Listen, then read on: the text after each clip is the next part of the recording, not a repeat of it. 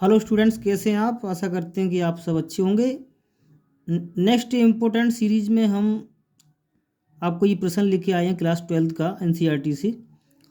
ये आपका chapter number 1 से प्रश्न है। तो ये इस प्रकार से कि सिद्ध कीजिए कि एफ एक्स बराबर बॉक्स ऑफ एक्स द्वारा प्रदत्त महत्तम पूर्णांक फलन f such that R C R ना तो एकेकी है और ना आच्छादक है, जहाँ बॉक्स ऑफ एक्स के कम या उसके बराबर महत्तम पूर्णांक को निरूपित करता है। तो इस प्रकार से हमें ये फलन दिया गया है ना। तो हमें ये दिखाना है कि ना तो एकेकी है और ना आच्छादक है, ये हमें सिद्ध करना है ना।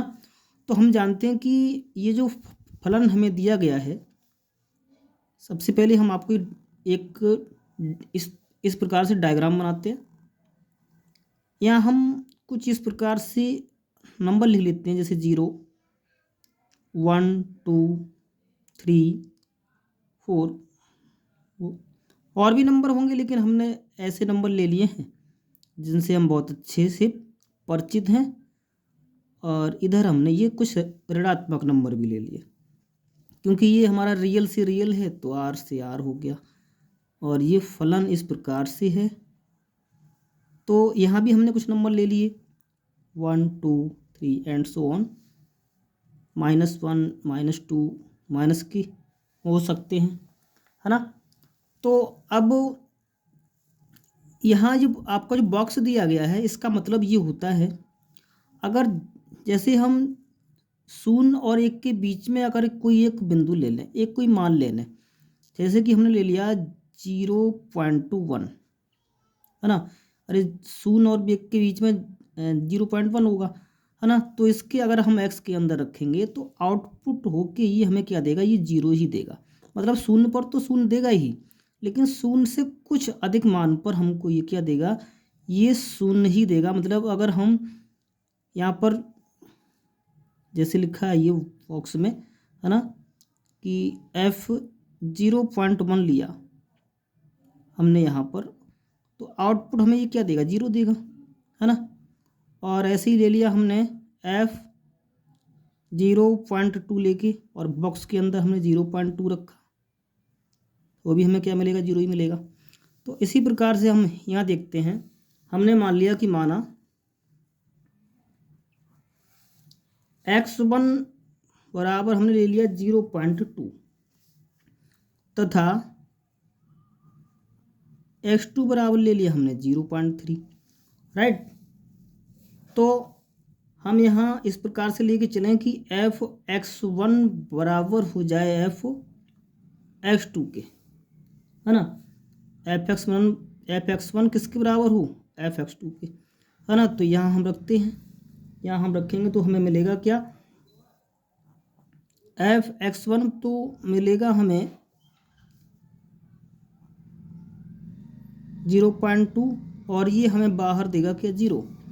ऐसे ही f(x2) लेके अगर हम चलें तो यहाँ 0.3, और हमें इक्वल में क्या देगा, ये भी हमें क्या देगा, 0 ही देगा, राइट, है ना। अब हम एक के लिए क्या करते हैं कि f(x1) बराबर f(x2) होना चाहिए, है ना। तो यहाँ हम देखते हैं, यहाँ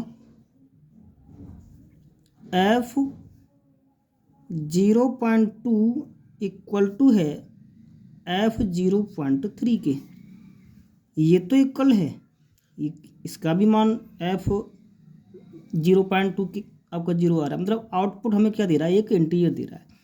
लेकिन यहाँ क्या देख पा रहे हैं हम कि 0.2 इक्वल नहीं है किसकी, 0.3 के।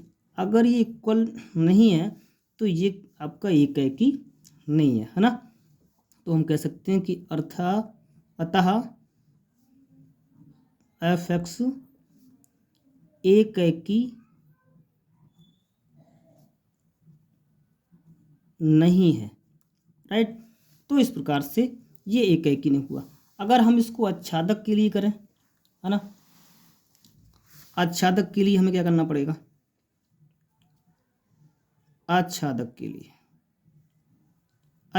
लिए यहाँ पर हम देखते हैं, है ना। यहाँ हम देख पा रहे हैं कि आच्छादक के लिए यहाँ पर कुछ ऐसे इंटीजर हैं, है ना, यहाँ पर ऐसे इंटीजर हैं, इसमें मतलब ये जो हमारा डोमेन है, या इसको बोलते हैं हम सह प्रांत, और इसे बोलते हैं हम प्रांत। इसे बोलते हैं सह प्रांत, इसे बोलते हैं प्रांत। ठीक, तो यहाँ पूर्णांकों के अतिरिक्त इसमें जो भी मिल रहा है हमें सह प्रांत में, वो हमारा इंटीजर मिल रहा है, यानी पूर्णांक ही मिल रहा है।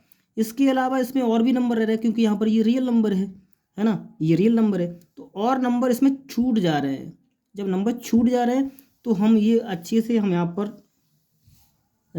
लिख सकते हैं कि ये आच्छादक नहीं है ना।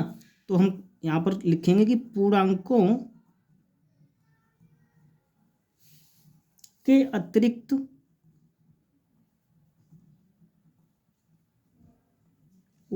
के अतिरिक्त सह प्रांत की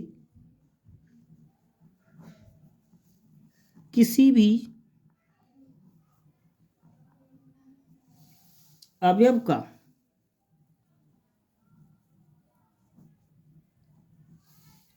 पूर्व प्रतिबिंब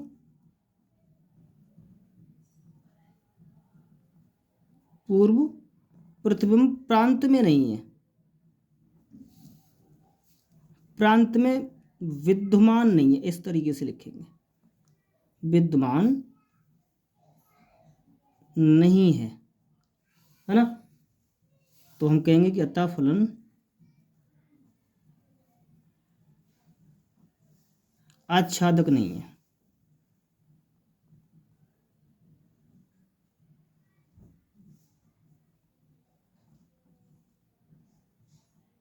आच्छादक नहीं है।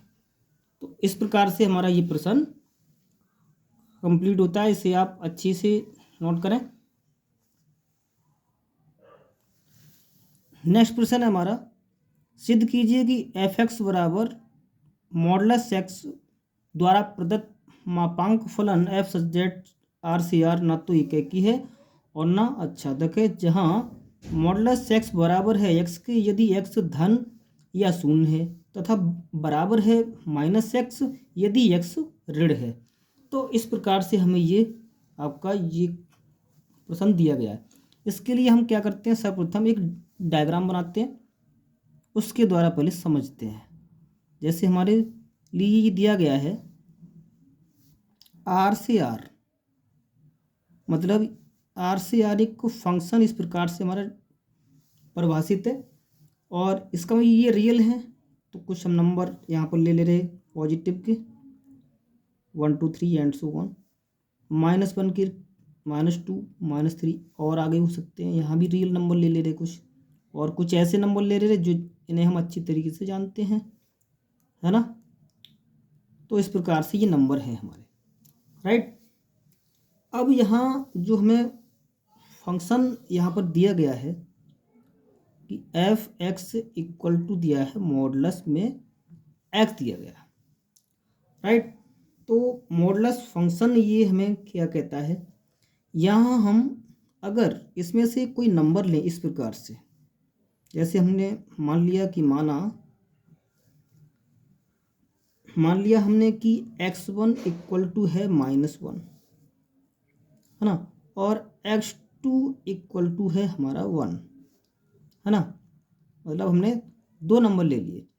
और अगर हम इसमें रखें, है ना, तब अगर हम f(x1) रखें तो आएगा निकल के, इनपुट हम रख रहे हैं इसमें क्या -1, और आउटपुट निकाल के देगा हमें क्या, ये 1 देगा। ठीक है, ऐसे ही अगर हम f(x2) और x2 कितना है हमारा 1, है ना, x2 कितना है हमारा, ये है 1, और ये आउटपुट ये भी क्या देगा हमें 1। इसका मतलब है दोनों की वैल्यू जो आ रही है बिल्कुल क्या आ रही है, सेम। तो यहाँ हम क्या देखते हैं, यहाँ हम देखते हैं कि f(x1) जो है वो f(x2) के बिल्कुल बराबर है, मतलब इक्वल है ना। अगर ये तो इक्वल है, लेकिन क्या यहाँ x1 और x2 इक्वल है, नहीं, है ना। अर्थात हम कह सकते हैं कि -1 और 1 जो है आपस में क्या नहीं है, ये बराबर नहीं है। ये -1 और 1 आपस में क्या, ये बराबर नहीं है। अगर ये बराबर नहीं है तो हम कह सकेंगे अतः फलन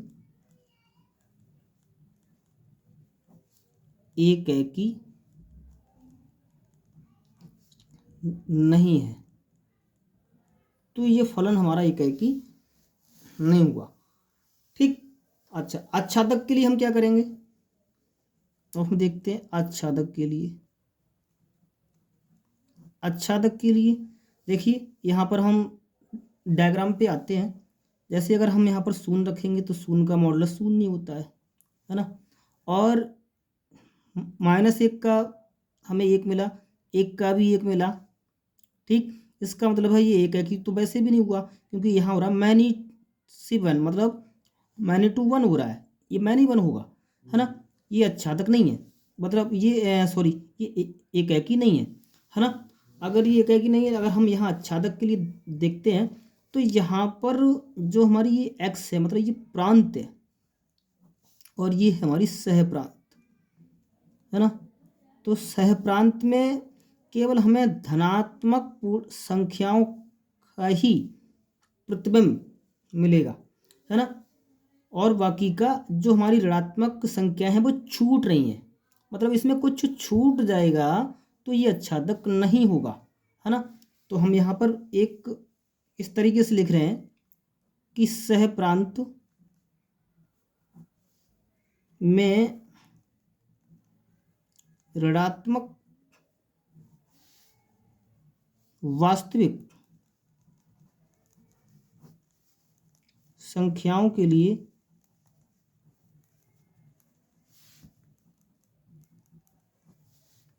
प्रांत में कोई पूर्व प्रतिबिंब विद्यमान नहीं है, विद्यमान नहीं है। तो हम कह सकते हैं कि अतः फलन आच्छादक नहीं है, आच्छादक नहीं है। तो इस तरीके से हमारा ये भी प्रश्न पूरा हुआ। नेक्स्ट प्रश्न हमारा इम्पोर्टेंट सीरीज में ये है कि सिद्ध कीजिए कि फलन f such that RCR f(x) बराबर 1 यदि x इज ग्रेटर देन 0, 0 है यदि x इक्वल टू 0, -1 है यदि x इज लेस देन 0 द्वारा प्रदत्त चिन्ह फलन ना तो एकैकी है और ना आच्छादक है। देखिए, ये चिन्ह फलन कुछ दिखता ऐसा है, यहाँ तो उन्होंने जो है आपको एक तरीके से वेरीफाई दे दिया। अगर वो एग्जाम में ऐसे भी दे दी कि f(x) इक्वल टू, इसे बोलते हैं सिग्नम फंक्शन बोलते हैं इंग्लिश में, कुछ ये ऐसा दिखता है ना। तो ये इस तरीके से ये परिभाषित ही होता है ना। तो इसके लिए अगर हम यहाँ पर एक डायग्राम बनाएं और इसे हल करने की प्रयास करते हैं, ये इस प्रकार से हमारा ये डायग्राम बन गया। और ये रियल से रियल दिया गया है, रियल से रियल मतलब वास्तविक संख्याओं से वास्तविक संख्याओं में ये डिफाइन है ना। तो यहाँ हम कुछ नंबर लेते हैं, जैसे 0, -1, -2 और भी होंगे यहाँ पर 1, 2, 3 एंड सो ऑन, -2, -3 और भी ले सकते हैं हम। अब यहाँ हम देखते हैं कि हमें जो दिया गया है ना, कि जो f(x) हमारा जो दिया गया है वो इस प्रकार से है कि ये हमारा एक मान आएगा यदि x का मान क्या हो, 0 से बड़ा हो। और ये 0 आएगा कब, यदि x क्या हो, 0 ही हो। और -1 आएगा यदि x क्या हो, ऋण हो, मतलब 0 से छोटा हो। राइट, इस तरीके से ही आएगा। तो यहाँ हम देखते हैं कि x का मान ये होता है हमारा x का मान, और ये होता है f(x), है ना। ये हमारा ये वैल्यू होती है। अगर हम यहाँ पर x का मान जीरो से बड़ा लेंगे तो हमें 1 मिलेगा। जीरो से बड़ा, अरे जीरो से 0.1 भी होता है, 0.2 भी होता है, 1 भी होता है, तो हम 1 ले रहे हैं, है ना। हम यहाँ ले रहे हैं क्या, 1।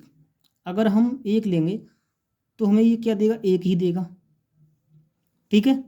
अरे एक्स का मान क्या है, 0 से बड़ा है, तो 0 से बड़ा होने पर यानी एक मान पर ये 1 देगा, और 0 से बड़ा हमारा 2 भी होता है, तो 2 लेने पर भी ये क्या देगा, 1 ही देगा।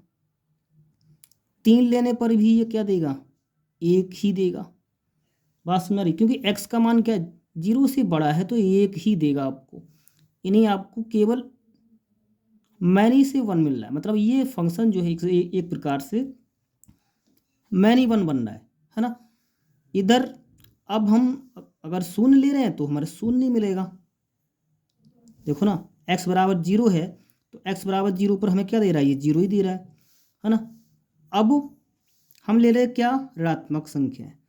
ऋणात्मक मतलब x का मान क्या हो, 0 से छोटा हो। 0 से छोटा होने पर मतलब -1 ले लिया तो -1 पर क्या देगा, ये -1 देगा। और ले लो -2 ले लो, उस पर भी क्या देगा, ये -1 देगा। और भी आगे की संख्याएं हों उस पर भी क्या देगा, -1 देगा। मतलब इन 3 लोगों के अलावा इसका कोई भी प्रतिबिंब पूर्व प्रतिबिंब नहीं होगा, है ना। तो यहाँ पर ये मिल रहा है क्या, -1, 0 और 1, और बाकी संख्याएं तो छूट रही हैं। मैनी 1 भी है और संख्याएं छूट भी रही हैं। तो जैसा कि अभी आपको मैंने प्रश्न में आपको कराया था पहले कि जब संख्याएं मैनी 1 है तो ये एक ही नहीं है, और कुछ संख्याएं छूट भी रही हैं इधर, उनका कोई पूर्व प्रतिबिंब नहीं है ना। तो इसका मतलब ये आच्छादक भी नहीं है। तो हम इसको किस तरीके से लिखते हैं, एग्जाम में आपको किस तरीके से लिखना है, सबसे पहले हम देखते हैं एक के लिए, है ना। एक तो ये एक ही तो है नहीं, है ना। तो हम लिखते हैं कि दिया गया फलन एक नहीं है, एक नहीं है, राइट। अभी एक नहीं है तो यहाँ पर जो नहीं वर्ड लग गया, तो एक उदाहरण हम अच्छा सा प्यारा सा हम दे देते हैं, है ना। उदाहरण, तो उदाहरण के लिए हमने ले लिया, उदाहरण जैसे हमने ले लिया कि माना x1 का मान हमने कितना ले लिया, 2, तथा कोई दूसरा मान ले लो, x2 बराबर ले लिया हमने 3, है ना। तो अगर हम f(x1) लें, है ना, तो f(x1) लेने पर हमें कितना मिलेगा, और x1 कितना हमारा 2, यानी f2 हो गया। ये x का मान 2 लेने पर यानी 1 ही मिल रहा है, यानी 1 मिलेगा। ऐसे ही f(x2) ले लें, अर्थात x2 कितना है, 3, और 3 पर ये वैल्यू कितना देता है, 3 पर ये 1 ही देता है, यानी ये 1 ही मिलने वाला है। यहाँ हम क्या देखते हैं, यहाँ हम एक बात देखते हैं कि f(x1) बराबर है f(x2), इसको ऐसे भी ले सकते हैं, है ना। अर्थात f(x1) की वैल्यू कितनी है, f(x1) की वैल्यू 1 बराबर 1 की है, ये तो ठीक है ना। ये एक मिल रहा है वैल्यू, लेकिन यहाँ पर 2 जो है वो 3 के बराबर नहीं है, तो हम कहेंगे कि अतः फलन एक नहीं है। तो ये हुआ, यहाँ हमने दिया है कि दिया गया फलन एक नहीं है, और उसके उदाहरण के जरिए से हमने इसको आपको समझा दिया। अच्छा, अच्छादक के लिए हम क्या लिखना है यहाँ, क्योंकि अच्छादक तो है नहीं, क्योंकि यहाँ अवयव जो है हमारे छूट रहे हैं। यहाँ पर जो अवयव थे वो हमारे क्या हैं, छूट रहे हैं, है ना। कोई अवयव छूटना नहीं चाहिए था, तो इसलिए ये अच्छादक तो ये है नहीं, है ना। तो अब इसके लिए हमें किस तरीके से लिखना है, अच्छादक के लिए हमें लिखना है कि सहप्रांत के 3 अवयवों, 3 अवयवों, और 3 अवयव हमारे हैं कौन से, एक तो है हमारा -1, एक है 0, एक है 1 के अतिरिक्त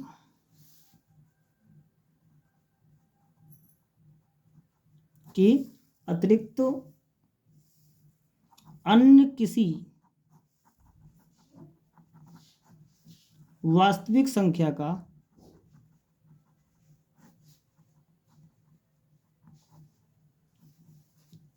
प्रांत में पूर्व प्रतिबिंब विद्यमान नहीं है।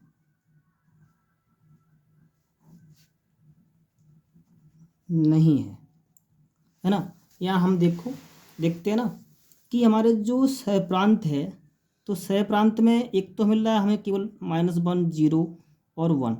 इनके अलावा बाकी जो नंबर छूट रहे हैं, जैसे 2, 3 है, और भी नंबर होंगे क्योंकि ये रियल नंबर है, बहुत सारे नंबर हैं, वो सब छूट जा रहे हैं। तो इसलिए ये क्या नहीं है, ये आच्छादक नहीं है। अतः हम कहेंगे अतः फलन आच्छादक नहीं है, नहीं है। तो इस तरीके से ये हमारा प्रश्न पूरा होता है। नेक्स्ट हमारा ये प्रश्न है, हमें इस प्रकार से दिया गया है। मान लीजिए कि समस्त n बिलोंग्स टू n। यहाँ देखिए n जो है नेचुरल समुच्चय को प्रदर्शित करता है, मतलब ये नेचुरल नंबर है। ये नेचुरल नंबर के लिए fn, ये n लिखा हुआ है। हमें दिया गया कि n+1/2 यदि n विषम है और n/2 यदि n सम है, तो हमें कह रहा है कि द्वारा परिभाषित फलन f सच दैट n से n है। बताइए कि ये फलन एकैकी आच्छादी है। मतलब हमें ये दिखाना है कि एकैकी भी है और आच्छादक भी है, तो ये एकैकी आच्छादी कहलाएगा। अपने उत्तर का औचित्य भी दीजिए, है ना। तो यहाँ सबसे पहले हम इसको जो है एक इस तरीके से डायग्राम से समझते हैं। हमने ये डायग्राम बना लिया। वैसे एग्जाम में बनाने की कोई ज़रूरत नहीं है, आप ना बनाओ तो भी चलेगा। तो ये n है, ये भी क्या है, n है ना। तो यहाँ पर हमने कुछ नेचुरल नंबर लिए, जैसे 1, 2, 3, 4, 5, 6 एंड सो ऑन। यहाँ भी ले लिए 1, 2, 3, 4, 5, 6, 7, 8 और आगे तक ले सकते हैं, है ना। तो यहाँ हमें सबसे पहले जो दिया गया है fn इक्वल टू, ये n+1/2 है, और ये n कब है, n हमारा विषम है। और n/2 ये दिया गया है कि n सम है, राइट। तो अब हम यहाँ इस तरीके से इसको संख्याएं लेके हम देखते हैं कि एकैकी होगा या नहीं होगा, है ना। तो एक हम उदाहरण पहले लेते हैं, और उदाहरण, है ना। मान लिया हमने कि x1, मतलब एक कोई हमने यहाँ नंबर ले लिया, और वो हम x1 जो है वो 1 के बराबर ले लिया, और 1 यानी कैसा है, विषम है। 1 हमारा विषम है। तथा और x2 ले लिया हमने, यानी 2 ले लिया, और ये कैसे ले लिया हमने, सम ले लिया, सम संख्या, ठीक है। तो अब यहाँ हम रखते हैं f, क्योंकि ये हमारा नेचुरल नंबर है। तो f x1 इक्वल टू होना चाहिए x1 + 1/2, है ना। तो x1 कितना लिया है, 1, तो 1 + 1/2, और ये आएगा आपका कुल मिला के 1। तथा fx2 और x2 हमारा कितना है, सम है। तो सम के लिए ये है हमारा, यानी n/2, यहाँ आ जाएगा x2/2, और x2 कितना है हमारा 2, तो 2/2, और ये भी कितना आ गया, 1 आ गया। ये भी कितना आ गया हमारा, 1 आ गया, ठीक है। अब यहाँ हम देखते हैं यहाँ कि fx1 fx2 के क्या है, बराबर है ना। मतलब fx1 क्या है, fx2 के बराबर है। लेकिन f(x1) f(x2) के क्या बराबर है। लेकिन यहाँ पर क्या आप देख पा रहे हैं कि 1 और 2 आपस में क्या बराबर है, ये नहीं है ना, है ना। तो हम यहाँ कहेंगे कि अतः फलन एकैकी नहीं है, एकैकी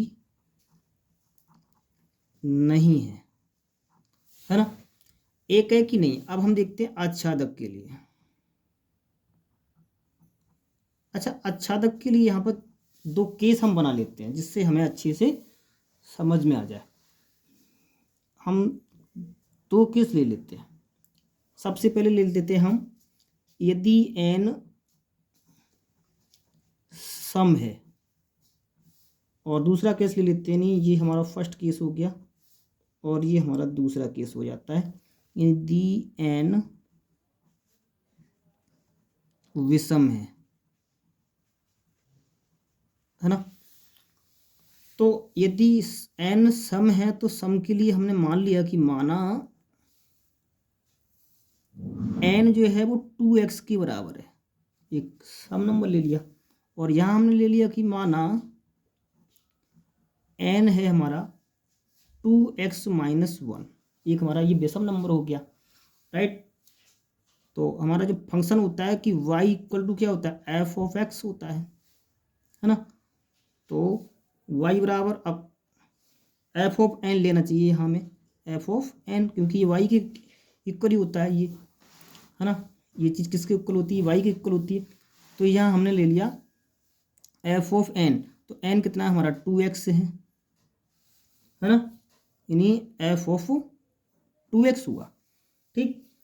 अब जब n सम है तो इसके लिए हमें फलन दे रखा है ये ऊपर, n सम है तो कितना n/2, तो n की जगह कितना हो जाएगा, n की जगह हो जाएगा 2x/2, 2 से 2 कट गया तो क्या आ गया, y = x निकल के आ गया। इसी प्रकार से यहाँ हमने देखा n माना हमने 2x - 1, है ना, और ये हो जाएगा हमारा y = f(2x - 1), यानी ये विषम है, और विषम के लिए यहाँ हो जाएगा y = और ये हमें फलन दे रखा है n+1/2, तो n की जगह कितना रखना है हमें 2x - 1, यानी 2x - 1 और +1 यहाँ पर पहले से लिखा हुआ है, राइट। तो ये अपॉन में कितना है इसके 2, -1 से 1 कट गया, ये 2 से 2 कट जाएगा, तो कितना आएगा y = x निकल के आ गया, राइट। तो देखिए यहाँ पर जो मान यहाँ है, जो मान यहाँ है, बिल्कुल सेम टू सेम आ रहा है। तो हम यहाँ कहेंगे सह प्रांत का प्रत्येक अवयव प्रांत के किसी न किसी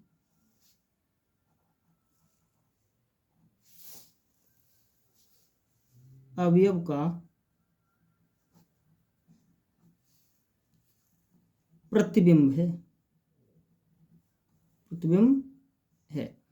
तो यहाँ हमारे आप देख पा रहे हैं, जैसे अगर हम देखो, अगर हम एक हमारा क्या है, विषम है, तो हमने विषम लिया तो हमारा आंसर भी क्या आया, 1 आया।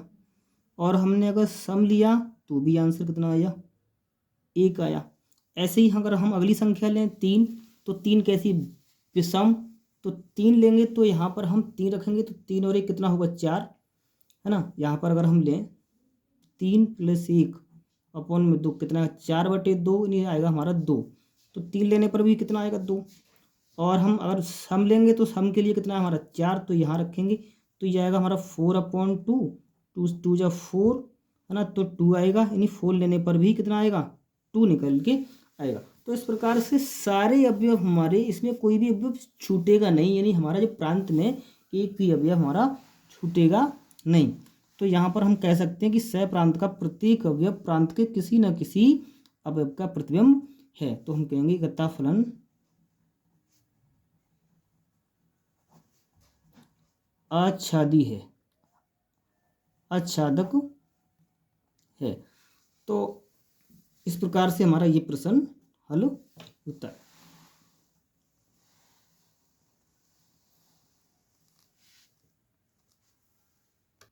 तो स्टूडेंट, अगर हमारा ये वीडियो आपको अच्छा लगा है, हमारे ये प्रश्न अच्छे लगे हों, तो एक बार हमारे चैनल को सब्सक्राइब करें और इसे लाइक भी करें। और अगर आपका कोई भी डाउट है तो हमारे जो कमेंट बॉक्स में अवश्य जो है कमेंट करें, आपका हम समाधान करने के लिए तत्पर रहेंगे। ओके, जय हिंद, जय भारत।